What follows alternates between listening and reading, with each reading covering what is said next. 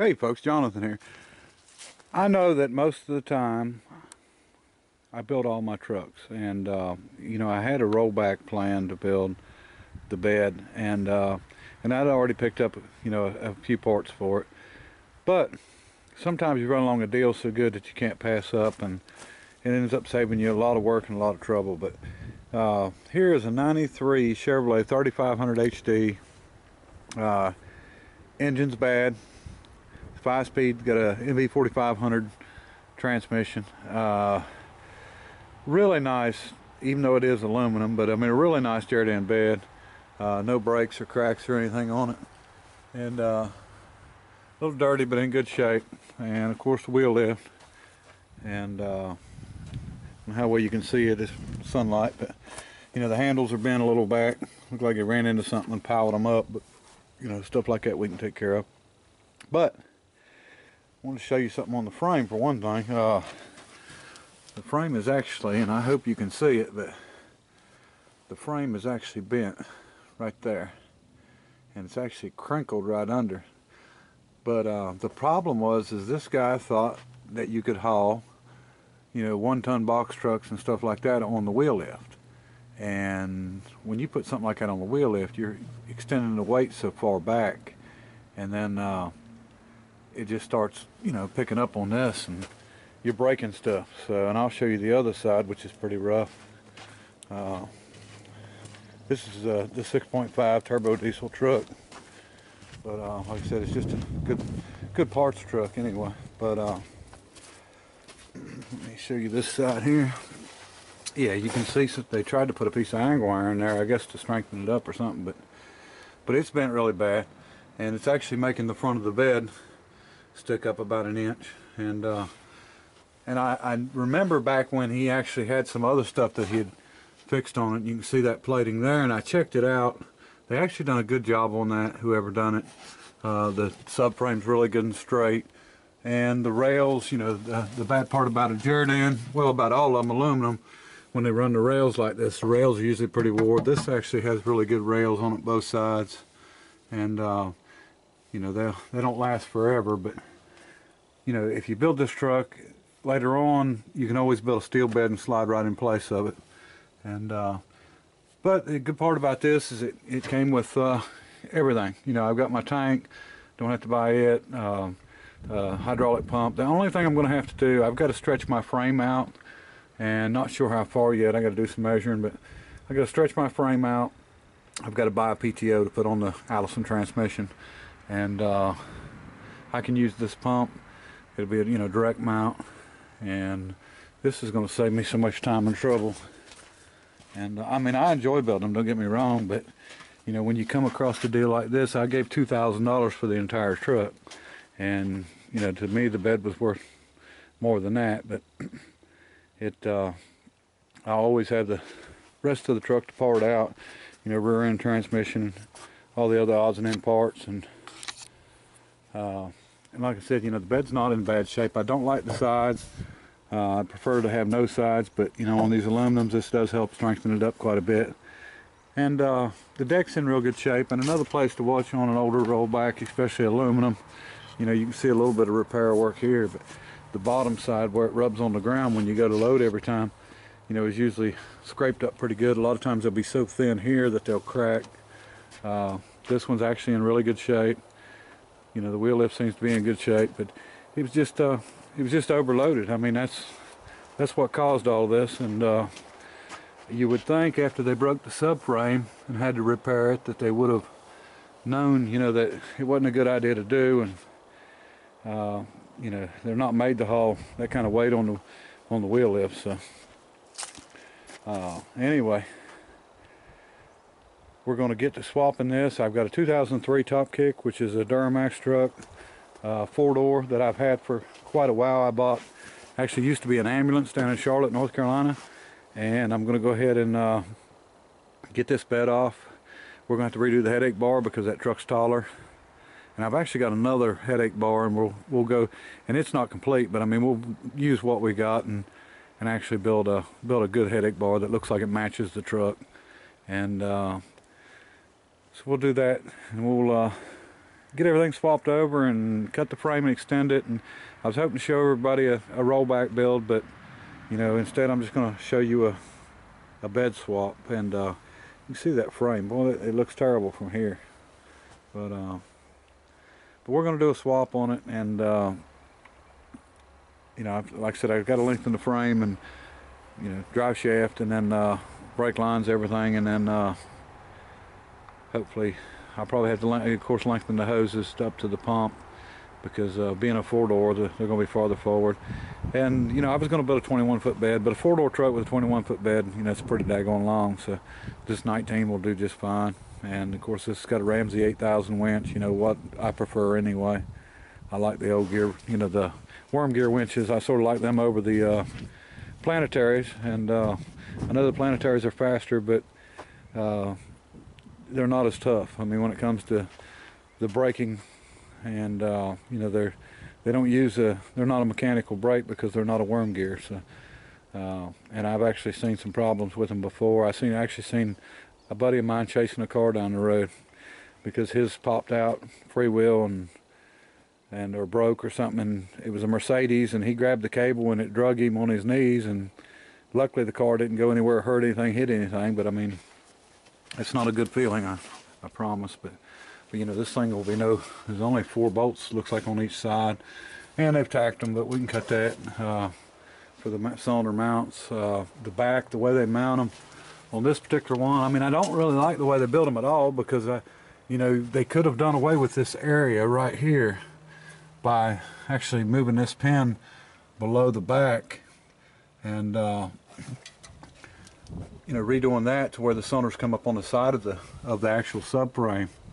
And you could have lowered this all down. That'd have been 2 inches right there, or you know, possibly just a little bit more, 2.5 inches. So the height wise, I don't like it, but that truck, I'm putting it on his air ride so we can set it up to drop the bags if we need to. And but anyway, I'll show you more. And like I said, you know, I couldn't pass it up for $2,000, and it's going to save me a lot of work and a lot of heartache in the end here. And so I'm going to get the other truck around here, and I'll show you the one I'm putting it on, and then I'll do some videos the next few days on getting this stuff swapped over. We're going to try to get this truck knocked out pretty quick. I got a driver that's just itching to go to driving it, so we'll see what we can do, and I'll show you the other truck in a few minutes. Okay folks, here's what we're going to be putting the bed on. This is a 2003 Topkick with a Duramax. It's got an Allison. I think it's a 5-speed transmission now. This truck was actually an ambulance at one time, and when they pulled it apart, of course, they just cut wires and about everything else. So this thing took us a while to get the it was just stuck in limp mode and wouldn't shift out of 3rd gear. Stayed in 3rd gear all the time. And we finally got it figured out. It was a wiring issue, and you can see where they took the lights off, and you know, they didn't treat it too well. But the problem was, I'll show you the other side.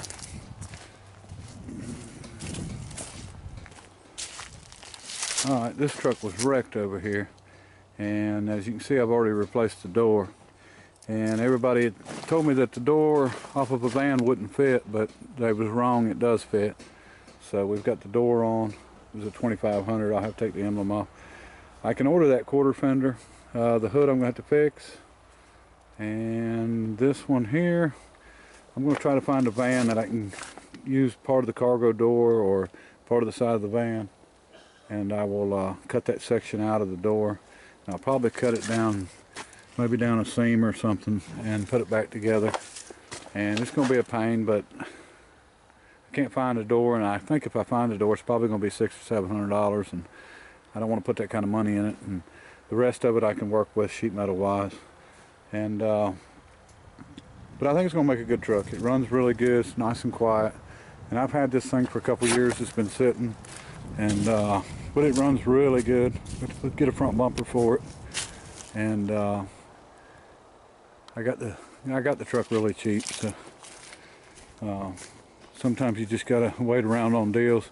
This has got the aftermarket air rod suspension, because it was a ambulance, and which works really good, seems to work really good. And it's got switches inside where you can dump it, and it's got the electric compressor on it.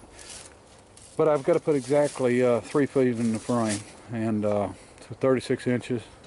And normally I'm going to have to change out the gas tank. That tank is going to be in the way of the wheel lift and getting the bed on like where I need it. So the tank's going to have to go. I'm going to have to put a frame mounted tank. They don't have a fuel pump in them anyway, so it's not going to be too bad just to get it, you know, a little bit of adapting and stuff. And let me see what else. I could unbolt everything and move it back, and I may end up doing that, but you know, with the lines and stuff, it's probably going to be just about as easy to cut it and extend it, and I can plate the frame up and get it right. But that's what we're going to be doing here. We'll do a few videos of this, and I know everybody wanted to see, you know, wanted me to build one, and I actually wanted to build one too, but you know, I can't really pass up the, you know, the deal that I got on the truck. So we will we'll get to work on it, but within the next couple of days we'll be doing some videos and stuff on it. Okay folks, I went ahead and pulled the bed off. You know, it wasn't but a, you know, hour or maybe a little less to get it off there. We just took the plates and all from kept the hydraulics, everything, and I just slid the bed back far enough to get it off the locks, and the locks are bent like heck on this thing, so that's going to have some work done to them. But it's off. Everything else looks pretty good. You know, they had it welded on in a few places instead of just bolted, so got everything cut. See what we can do. Okay, we'll call this the Hunchback of Notre Dame here. I don't know if you can tell or not, or see it good in the camera, but it sure is bent bad. But it looks like it's been cut and put back together. And someone had plated inside of it. If you notice, wherever they stopped plating, it's where it bent behind it. So. And I'm not saying they didn't do a good job or whatever. I'm just saying that the truck couldn't handle what they was trying to do with it. I mean, these trucks, the frames on these trucks don't get, you know, really give any trouble, except for when you do stupid stuff. And that was pretty stupid stuff what he was doing. But I see a little rubber cap. I thought I broke my daggone gauge. Everything needs cleaned up, but there's our hydraulic tank we're going to have to pull off. It looks like probably maybe 10 gallon, and toolbox, and the other toolbox, and we're going to take not the PTO, but just a hydraulic pump off. And like I said, it slides right into the PTO, so we'll be able to use it. And we're going to straighten out our locks, but that's normal for them to be bent. But what happened here is because the back of the frame bent down. The front of the bed was up, and they come in and hit it and bent them. So we'll get that off and get it straightened out like it ought to be. And just 3 bolts holding it on, 2 there and 1 back there. And I don't like the way they got don't like the way the toolbox is mounted, you know, welded solid to the frame like that. So we'll change that around. I just don't like welding to a frame. And you can see they welded the head of the bolts to this, just extending them out. I mean, it works, but you know, people's got preferences on the way they do things. But anyway, this thing will go for parts, and we'll get her stripped down. But it's nice to get this bed off here, and forklift sure come in handy.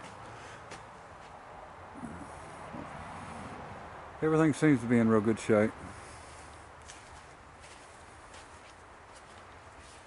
We'll get at it and get the frame done, and you know, it don't take long to put these beds on, and especially when you got a mag drill. But this will be a good one here. Alright, I'll post this tonight for y'all, and maybe tomorrow I can get some more done. But appreciate everybody watching, subscribing, commenting, liking. Bye.